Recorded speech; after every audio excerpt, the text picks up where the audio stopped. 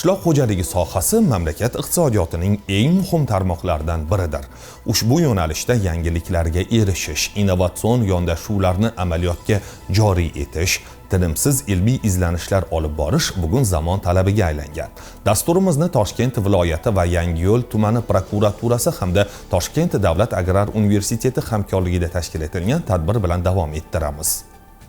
Unda tumandagi qishloq xo'jaligi tarmoqlarida xususan g'alla, kartoshka yetishtirish, pillachilik, bog'dorchilik, chorvachilik va parrandachilik yo'nalishlarida mavjud holatlar ko'zdan kechirildi. Ayni yo'nalishdagi hujjatlar qolaversa o'rganish ishlari xulosalaridan kelib chiqqan holda belgilab olingan vazifalar ijrosini ta'minlash yo'lida ko'rilayotgan chora-tadbirlar soha taraqqiyotida muhim qadam sifatida baholanmoqda. Xususan Toshkent davlat agrar universiteti professor o'qituvchilarining hududga tashrifi fermer va dehqonlar uchun nazariyani amaliyot bilan birlashtirishlari uchun yaxshi imkoniyat bo'ldi. Professorlardan o'rgandik, 15 yildan beri ularning nimasi bor turib leksiyasi. Oddiy odam hech kim qilolmaydi. Shu kim o'rganadi?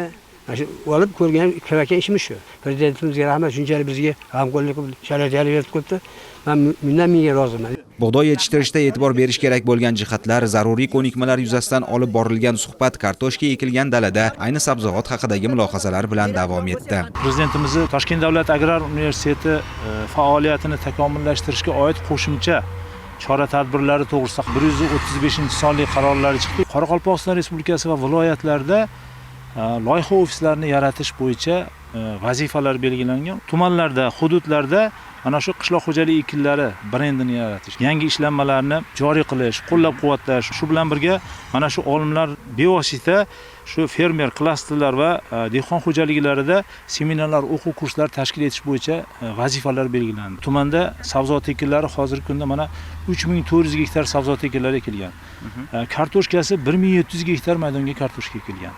Ulardan mana 90 boz sabzavotlardan sarimsoq piyozni mana 350 gektar, undan tashqari karom 300 gektar maydonga ekilingan. Shu bilan birga ushbu tumanda 100 gektardan oshiq 59 ta issiqxonalar mavjud.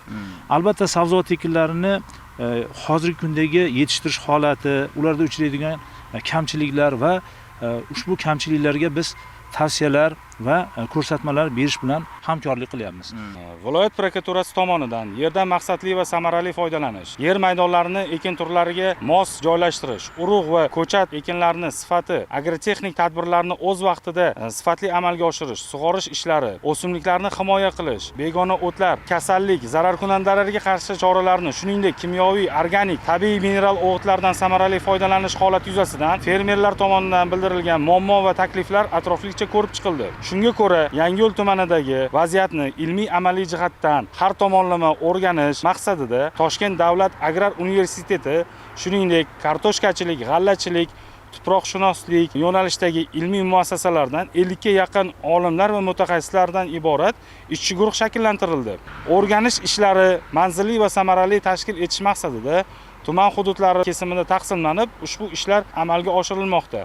Ana endi hududning chorvachilik sohasiga to'xtalsak, ayni damsiz tasvirda ko'rib turgan qoramollar kuniga 20-25 litr sut beradi. Asosan bu yerda galshda filiz zoti qoramollar boqilyapti. Bu sut yo'nalishidagi qoramol zoti hisoblanadi. Yangiyo'l tumanida umuman 62 ta xo'jalik subyekti mavjud, chorvachilik yo'nalishida mo'ljallangan. Shundan 22 ta xo'jalik naslchilik yo'nalishidagi xo'jaliklar hisoblanadi. Hozir sigirlarni ko'rib turibmiz, shoxlari yo'q. Nima sababdan unday? Sabab bularni buzoqlik davrida bularni shoxi mahsulotlardan foydalanib kuydiriladi, olib tashlanadi. Iste'mol qilayotgan oziqasini, energiyasini shoxga ketib qolishi mumkin. Shoxga sarflab oladi. Mahsulotga emas, deylik shoxga ham qisman misol uchun energiya sarflanadi. Shu sabab. Undan tashqari bu xavfsizlik jihatdan bir-birini mayib qo'ymaslik maqsadida shoxlar kesiladi. Xalqimiz dasturxoniga sari mevalarni tortiq etishda bog'dorchilikning o'rni katta. Serquyosh o'lkamizda pishib yetilgan totli mevalar nafaqat ichki, balki tashqi bozorlarda ham xaridorgir ekani barchaga ayon. Tumanning bu yo'nalishda ham imkoniyatlari yetarlicha. Mutaxassis olimlar, professor o'qituvchilarni ilmiy, amaliy natijalarni, ilm-fanni ishlab chiqarishga integratsiya qilish bo'yicha hamkorlik ishlarini olib borilyapti. Shu yuzasidan agrar sohada yetishtirilayotgan qishloq xo'jaligi mahsulotlarini o'rganishimiz davomida ishlab chiqaruvchilar tomonidan bir qancha kamchiliklar kuzatildi. Bu kamchiliklarni biz har bitta soha mutaxassisi tomonidan kerakli tavsiyalar berdik. Shu o'rinda bog'dorchilik sohasida ham biz mana bir qancha qo'llanmalar, tavsiyalar olib kelganmiz. Yangiyo'l tumanida yetishtirilayotgan bog'dorchilik, sabzavotchilik, fermer xo'jaliklariga o'zimizning ilmiy amaliy tavsiyalarimizni berib o'tdik.